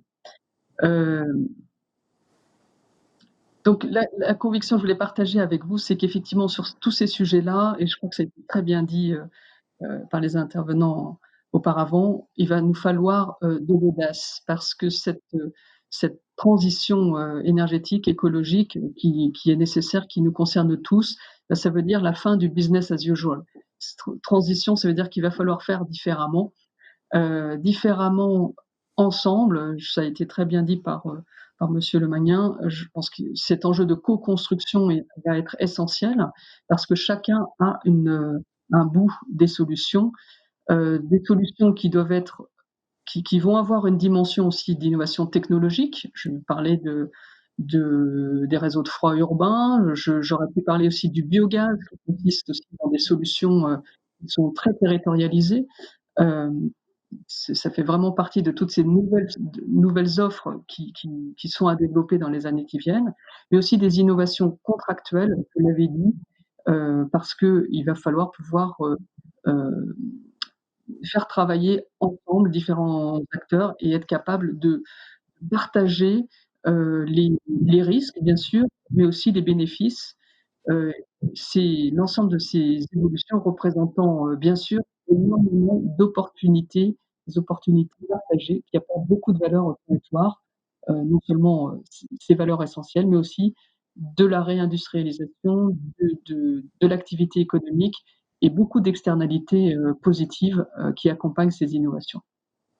Donc, vous voyez, j'ai repris dans cette slide effectivement les deux grandes familles, à mon sens, d'infrastructures, celles qui vont être amenées à évoluer pour continuer à être au service de la population, tout en apportant évidemment de la qualité aussi environnementale. Donc, de plus en plus de chaleur renouvelable dans les réseaux de chaleur, de la mobilité de plus en plus durable, de l'économie circulaire.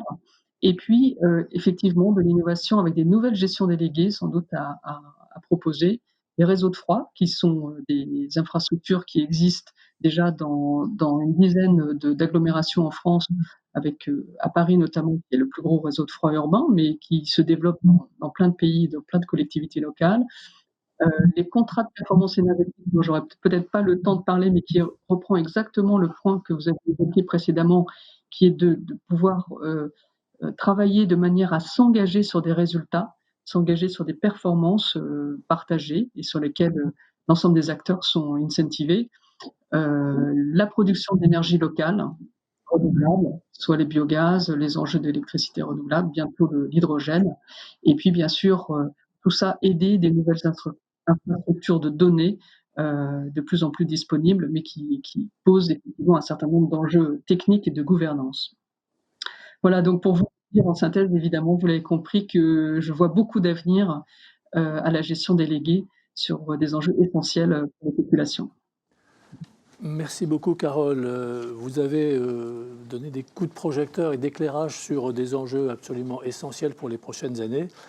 Vous avez aussi, je pense, mentionné l'innovation et la coopération, la co-construction. Je pense que tout ça est très, très important. On avait effectivement ensemble, quand on a préparé très rapidement cette petite émission, parlé donc des contrats de performance énergétique en se demandant pourquoi il n'en avait pas plus. Donc je pense que peut-être qu'il faut qu'on y travaille peut-être pour qu'il y en ait plus, parce qu'effectivement c'est un outil extrêmement utile.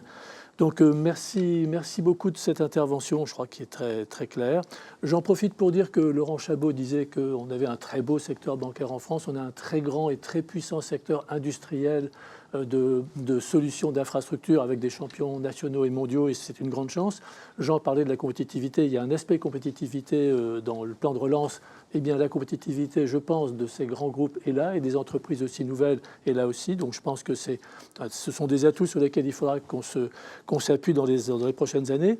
Je vais maintenant passer la parole à Emmanuel Pélisson, qui préside donc comme Finance Consult, et donc il va nous donner le point de vue de celui qui conseille, qui écoute, qui oriente et qui parle énormément à l'ensemble des acteurs. Emmanuel, c'est à vous. Merci Pierre, et c'est bon, ça fonctionne, vous m'entendez? Très bien, parfaitement bien. Alors merci beaucoup pour cette invitation. C'est un plaisir d'échanger avec vous et de participer à ce séminaire très intéressant.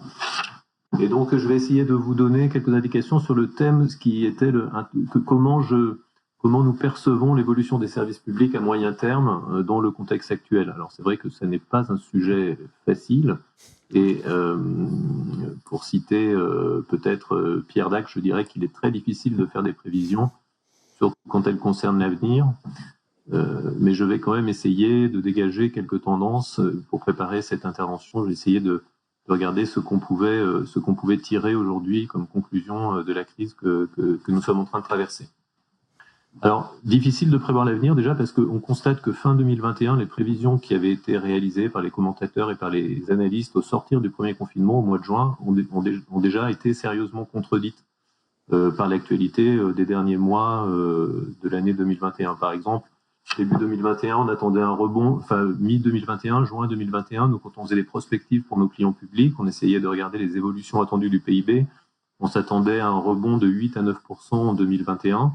Aujourd'hui, ce taux a été revisité pour être plus proche de 6% dans les prévisions les plus optimistes.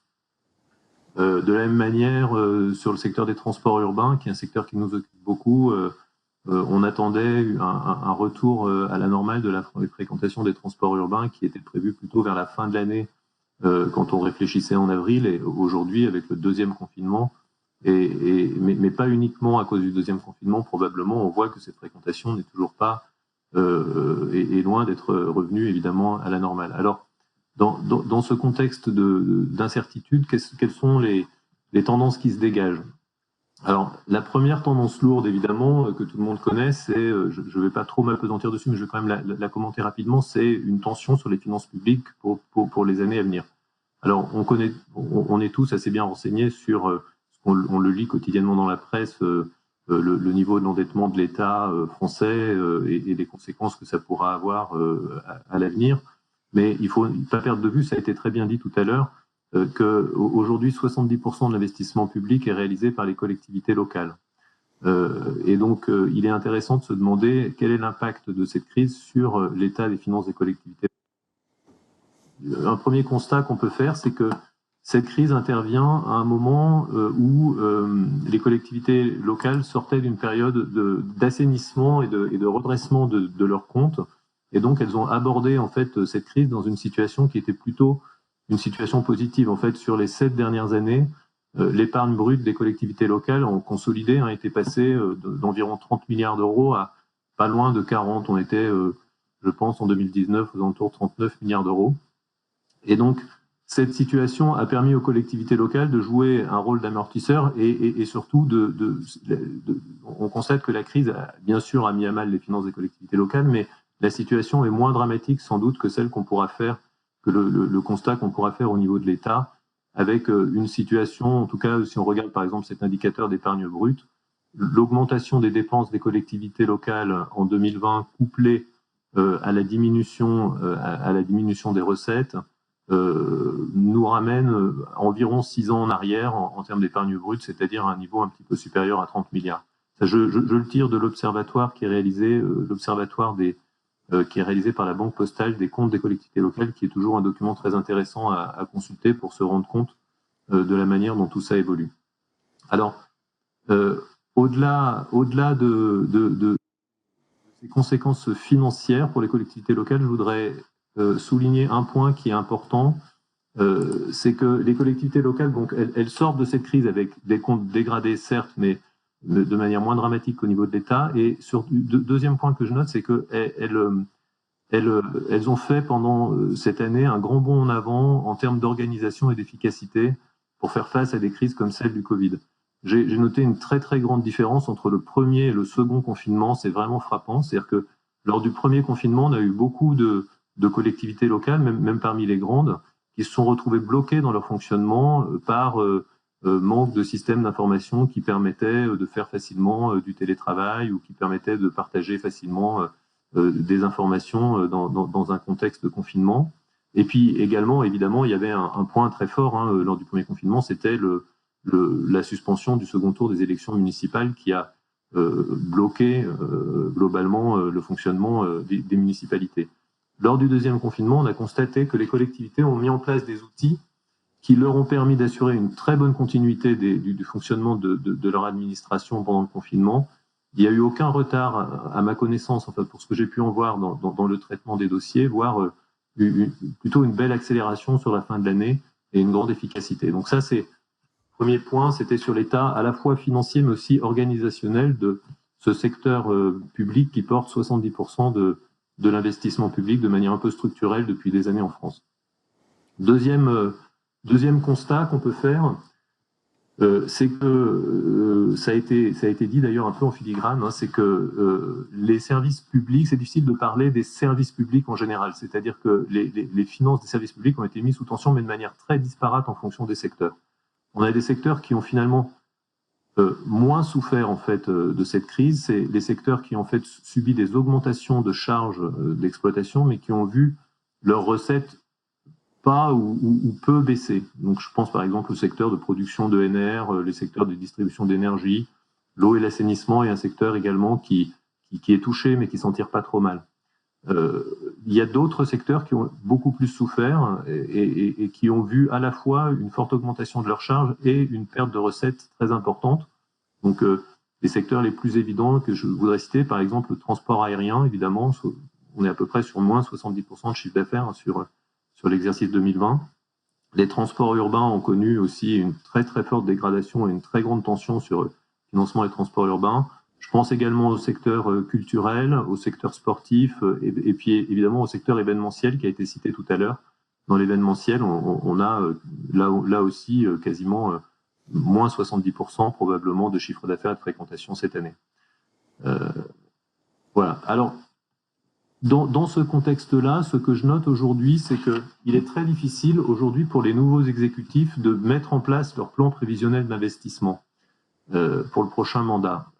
Pourquoi ? Parce que on est dans un contexte de très grande incertitude, à la fois sur les financements, mais également sur les nouveaux usages. Je voudrais prendre un exemple qui est celui des transports urbains. Les transports urbains, je pense, fait partie des secteurs qui catalysent un petit peu les difficultés et les perspectives de cette crise. Si je prends l'exemple des transports urbains, les décideurs publics aujourd'hui ils sont face à une triple incertitude. Première incertitude, la question des recettes des usagers. C'est-à-dire que évidemment les recettes en provenance des usagers, qui je le rappelle, financent un tiers du secteur, c'est à peu près 30% le prix des billets, les prix payés par les usagers, c'est un tiers des recettes. Et évidemment, il y a eu une très forte diminution de ces recettes liées au confinement. Mais aujourd'hui, on constate que, en fait, on a une incertitude sur la trajectoire de reprise dans ce secteur des recettes, parce que on a un impact. On ne sait pas très bien dissocier ce qui est lié à l'impact du confinement et ce qui est lié au changement de comportement. Et sur les changements de comportement, on ne sait pas très bien mesurer en quoi ces comportements modifient à court, moyen ou long terme. Deuxième grande incertitude, toujours sur le champ des transports urbains, c'est justement l'attention sur les finances publiques. Vous savez que les transports publics sont financés par le versement mobilité, qui est dont l'ancêtre était le versement transport. Et ce versement mobilité, par construction, il dépend directement du PIB, puisque c'est un prélèvement sur, on peut dire schématiquement, sur la masse salariale. Et donc, la trajectoire de financement de ce versement mobilité est directement impactée par les prévisions qu'on peut faire sur la reprise du PIB. Et donc là encore, une grande incertitude quand on veut se lancer dans des investissements lourds et qui engendrent en fait des prévisions qu'on doit faire à long terme. Et puis troisième incertitude, c'est une incertitude directement sur l'opportunité en fait sociale de certains investissements et sur la difficulté à mesurer les tendances à long terme sur les nouveaux usages. C'est-à-dire, est-ce que l'utilisation du vélo, est-ce que l'utilisation des modes doux, qui aujourd'hui est extrêmement est en grande croissance, est-ce que ce changement de comportement il est structurel ou bien est-ce qu'il est conjoncturel? Deuxième exemple, quid du télétravail demain? Est-ce que les usagers est-ce que les gens vont continuer, est-ce que les entreprises vont avoir un recours accru au télétravail, ce qui a un impact direct sur la demande de transport urbain, ce qui a un impact direct sur les décisions d'investissement. Donc ça, j'ai pris cet exemple de transport urbain parce qu'on voit bien que on doit prendre des décisions dans un contexte d'incertitude qui est relativement important. Alors, troisième constat qu'on peut faire, c'est que le besoin d'investissement pour les années à venir, il est important. Il est certainement important pour plusieurs raisons. D'abord parce que tendanciellement, on voit que même si la France se situe dans la moyenne haute, en fait, des pays européens en termes de dépenses d'investissement rapportées, dépenses d'investissement public rapportées au PIB, néanmoins, depuis 3 ans à peu près, ce ratio avait eu tendance à décroître. Et ce ralentissement, il a été encore plus fort en 2020 à cause de la crise sanitaire et puis aussi à cause du contexte des élections municipales. Donc on a un phénomène conjoncturel qui fait qu'il devrait y avoir une vague d'investissement qui se reporte devant nous. Et puis évidemment, il y a une vague qui est beaucoup plus structurelle et qui est liée aux besoins de la transition énergétique, aux besoins de production de d'ENR, à la diminution des consommations carbonées, à la rénovation thermique donc la rénovation thermique des bâtiments, le déploiement de bornes hydrogène, le déploiement de bornes électriques, le déploiement de transports propres. Tout ça génère des besoins d'investissement qui sont très forts et qui sont devant nous à moyen court terme. Alors quatrième constat, j'en ferai 6. Donc quatrième constat, je ne vais pas m'appesantir dessus parce que Laurent Chabot l'a très bien décrit tout à l'heure, mais c'est une disponibilité globale des financements et avec un contexte de taux très bas, qui fait que nous sommes dans une situation de crise qui est très différente de la crise de 2008 et qui est un vrai point d'espoir et un point positif parmi les constats qu'on peut dresser aujourd'hui de la situation. Alors, je voudrais terminer ces constats par deux autres constats. Oui. Le premier, qui est lié au plan de relance. On a évoqué à l'instant le plan de relance. Il faut saluer ce plan de relance puisqu'il est très ambitieux. Il a été mis en place avec une très grande rapidité, avec une très grande efficacité. Il semble donner des résultats qui sont au rendez-vous. Toutefois, ce qu'on peut un tout petit peu regretter, je pense, c'est que la question des modes de dévolution de l'investissement public n'a pas été vraiment traitée. C'est-à-dire que moi, j'ai le sentiment qu'on mise en fait sur la rapidité supposée ou en tout cas attendue d'une commande publique classique sous forme de maîtrise d'ouvrage public, ce qui, à mon avis, dans certains cas, peut être un peu regrettable parce qu'on se prive d'un levier sur l'investissement public qui permet de faire en sorte que quand on dépense 1 euro d'investissement public, on peut lever plus et faire plus d'investissements en recourant à des montages mixtes.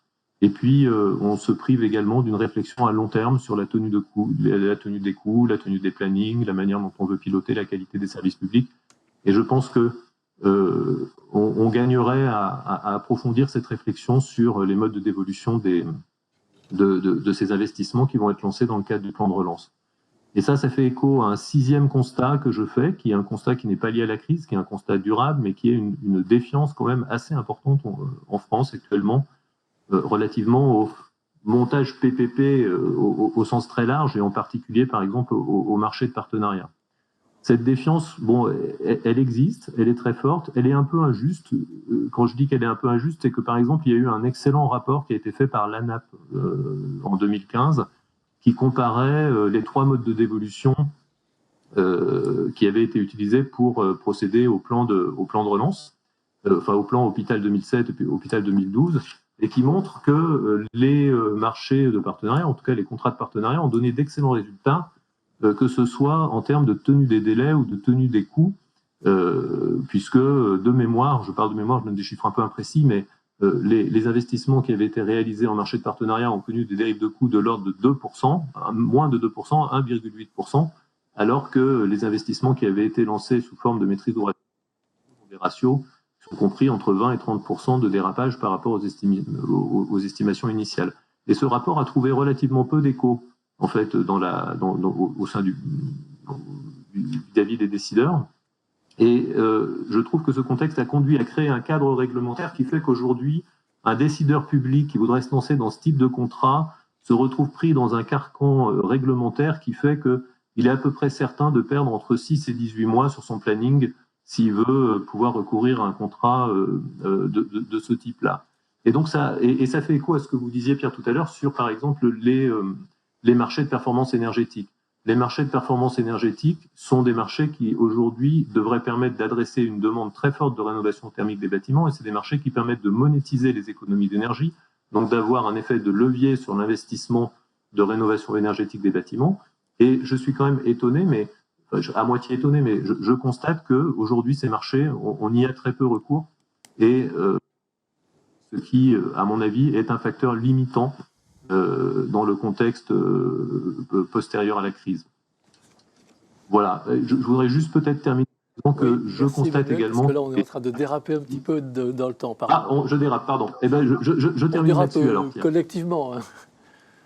Oui. Bon, donc alors, quelques commentaires très... Oui.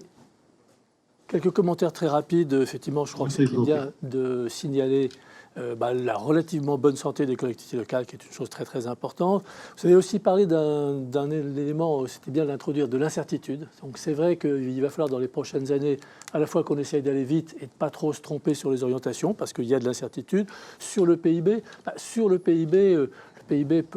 baisse du PIB peut impacter négativement l'investissement, mais à l'inverse, d'ailleurs comme Jean Ben Saïd l'a remarqué, le plan de relance peut avoir un effet positif sur le PIB, donc les deux sont liés.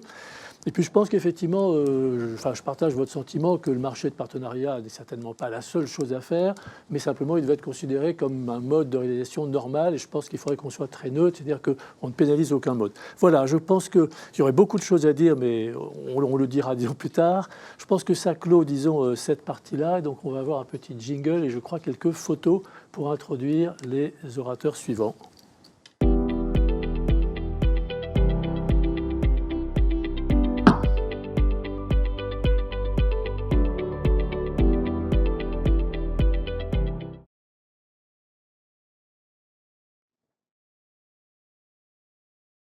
Bien, merci beaucoup. Donc, nous abordons la dernière sous-partie de notre deuxième partie.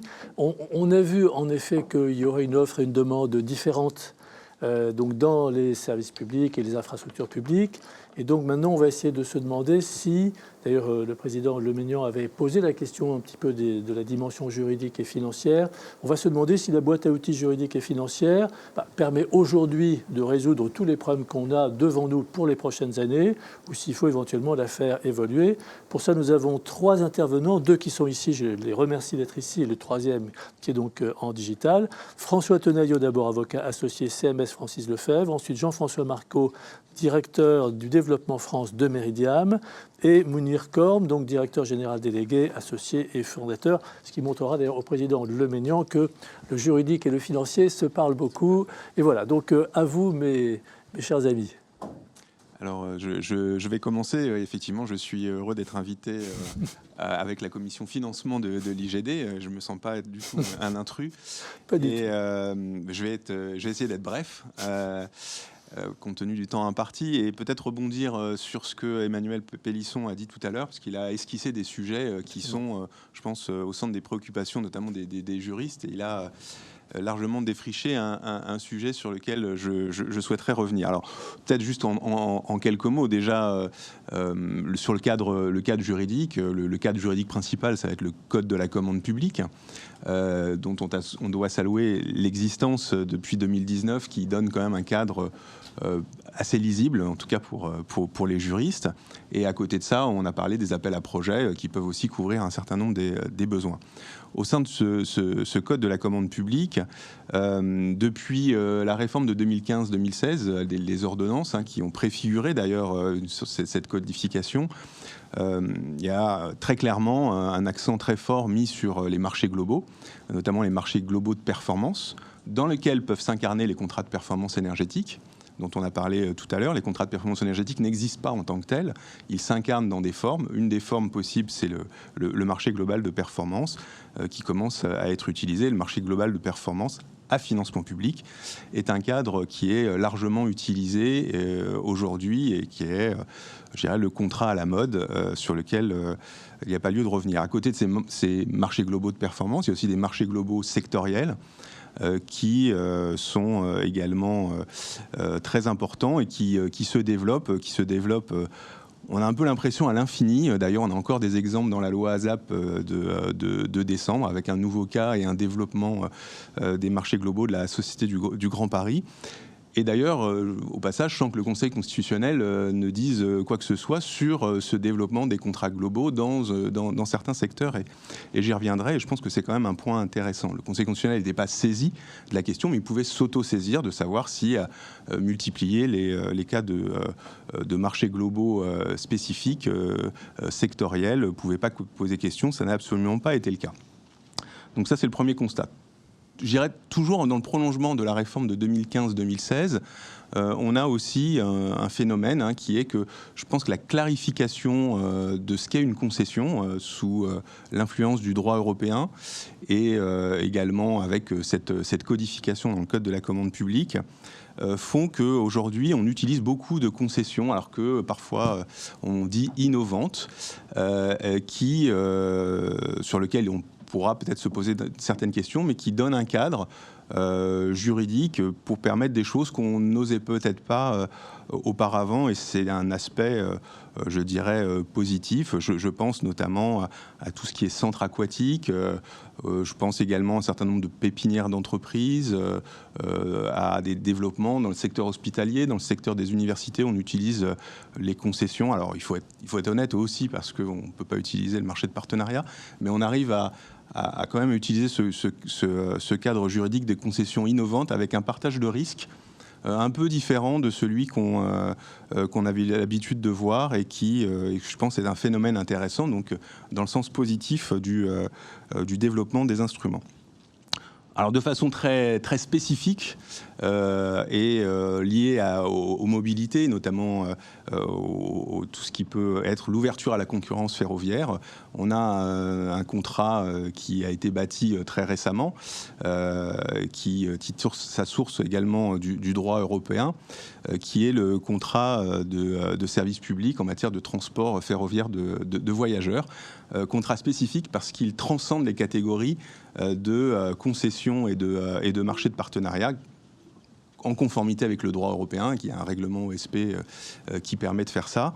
C'est un élément intéressant, et notamment on le verra là, dans les futurs appels d'offres, il peut y avoir des équilibres différents, et on ne se pose plus la question de savoir si on n'aura pas à se poser la question de savoir s'il y a un transfert du risque économique ou pas, dans quelle mesure. On utilise ce cadre de contrat de service public avec une procédure de concession, et donc c'est une innovation qu'on ne peut pas étendre, mais qui, me semble-t-il, est intéressante et donne un instrument dans ce secteur spécifique pour développer des contrats avec de l'investissement à la fois mobilier sur les rames, mais on commence à voir même des contrats mixtes avec de la rénovation de gares, des choses comme ça, dans ce cadre spécifique des contrats de service public de transport ferroviaire de voyageurs. Mais bon, il faut bien arriver à un dernier constat. Je pourrais effectivement ne faire que celui que Emmanuel Pélisson a déjà fait. Il me semble quand même que dans ce constat globalement positif de rationalisation des instruments, de présentation plus claire, de réponse aux besoins même spécifiques, on a quand même un angle mort qui est celui des PPP à paiement public, qui s'incarne aujourd'hui en France quasi exclusivement dans le marché de partenariat, connu de l'absorption en 2015-2016 des autres montages PPP. Et sur lequel je partage le constat d'Emmanuel, en voyant qu'il y a une quasi-disparition des marchés de partenariat. Le contrat de performance énergétique, alors il y a eu des tentatives, pourrait parfaitement s'incarner dans ce marché de partenariat, voire dans des accords cadres de marché de partenariat. Le constat qu'on fait, c'est que ça peine à se développer pour les raisons qui ont été indiquées par Emmanuel, et par ce focus quand même assez étonnant sur un seul instrument de contrat global, dont effectivement, par effet miroir, on peut voir que les marchés globaux, qui sont des contrats globaux pour autant, visés normalement dans la jurisprudence du Conseil constitutionnel, continuent de se développer.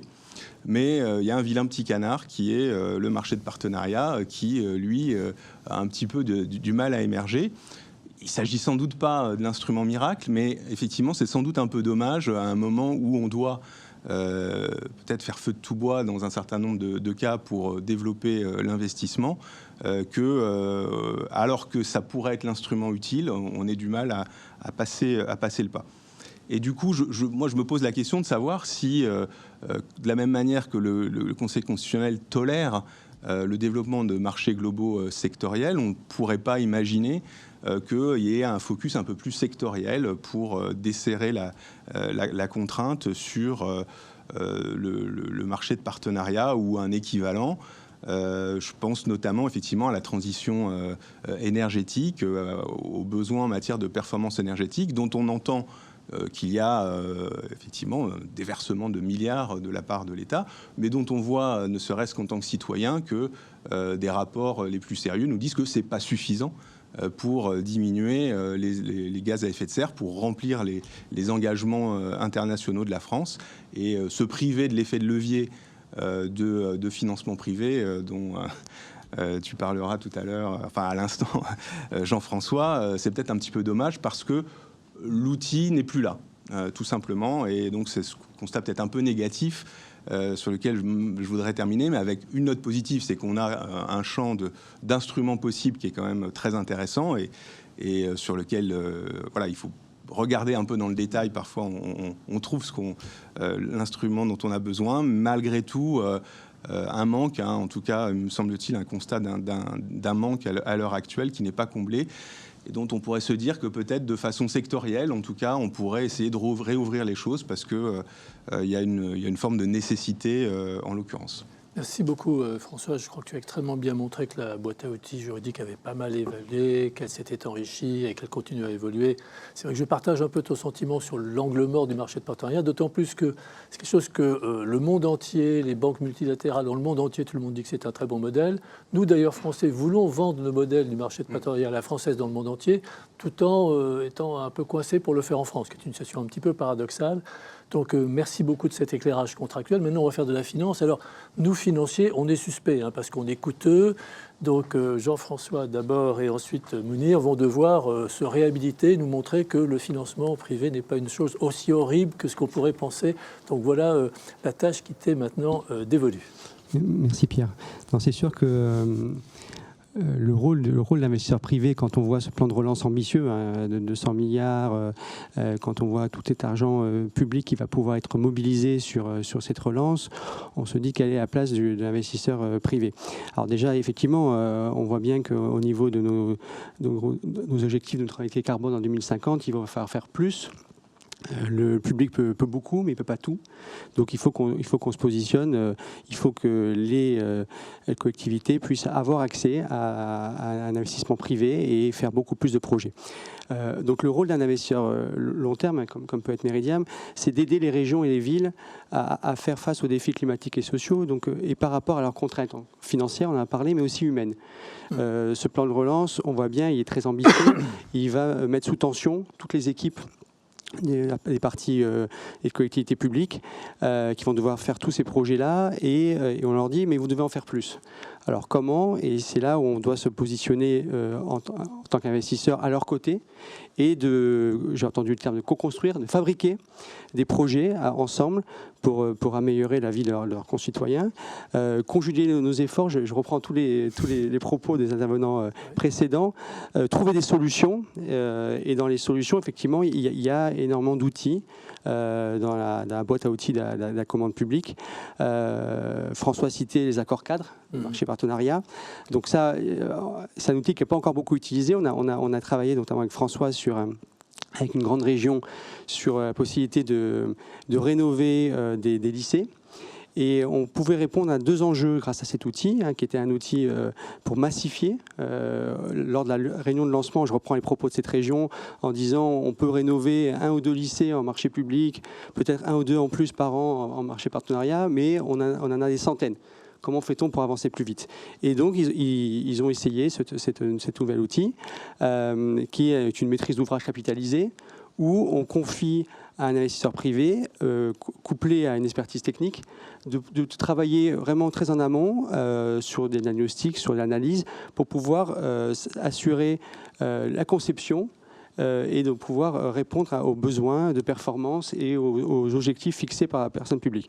Donc là encore, c'est la personne publique qui fixe les objectifs et l'investisseur privé va travailler avec un certain nombre de partenaires pour pouvoir répondre au mieux à ses ambitions. Deuxième point, c'est vrai qu'on citait la concession. Alors, effectivement, on voit surgir au niveau de tout le secteur ferroviaire. Donc là aussi, nous, on se positionne et on pense qu'on peut être un acteur qui va pouvoir mobiliser et répondre. Alors là aussi, il va falloir innover parce qu'aujourd'hui, on voit bien que le ferroviaire est géré par une grande société en France qui a le savoir. Et aujourd'hui, c'est pris par certaines régions. Donc comment le privé va pouvoir faire écho, répondre à la demande du public, innover, trouver des solutions. Nous, souvent, on prend des exemples qu'on a dans d'autres pays européens pour pouvoir essayer de trouver des solutions qui correspondent parfaitement à la demande de la personne publique. Et aussi, autre exemple au niveau concessif, c'est au niveau des bâtimentaires. On peut trouver des solutions. On travaille en ce moment sur un projet universitaire pour pouvoir essayer de trouver des solutions pour rendre possible des projets qui, par contrainte, encore une fois, et budgétaire et humaine, ne seraient pas sans que l'acteur privé puisse se mobiliser. Voilà un petit peu quelques exemples concrets qu'on est en train de développer, mais on peut décliner ce genre de montage, ce genre de réflexion vraiment avec la personne publique sur tous les secteurs qui ont été cités auparavant, l'eau, les déchets, l'énergie, le numérique. En tout cas, voilà, on se positionne comme ça auprès des personnes publiques et on est à disposition pour travailler avec elles. Merci Jean. Quand on a préparé cette émission, je t'ai posé une question en disant que penses-tu de la présence d'un actionnariat public au sein des actionnaires sur une société projet? Et on est tombé d'accord pour dire, et je ne sais pas si on serait d'accord, mais finalement on l'a été, pour dire que finalement ça serait pas mal parce que la personne publique pense que les actionnaires privés sont des gens qui fument des gros cigares, qui gagnent beaucoup d'argent en faisant pas grand-chose. Je pense que le jour où ils seront autour de la table, ils verront. Et dans cette co-construction, je pense que du co-actionnariat, c'est tout sauf bête. Ça fait pas partie des choses qu'on devrait essayer, je pense, de développer dans le futur. Maintenant, donc, Mounir,